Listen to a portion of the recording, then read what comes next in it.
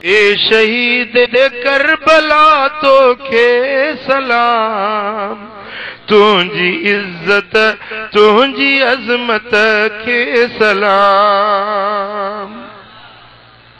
ए शहीद करबला तो खे सलाम, तुझी इज्जत तुझी अजमत खे सलाम।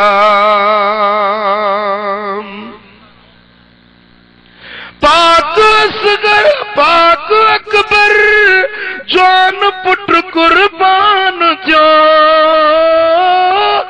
दिल के डारी दड़ सो मंजर तो डिठो।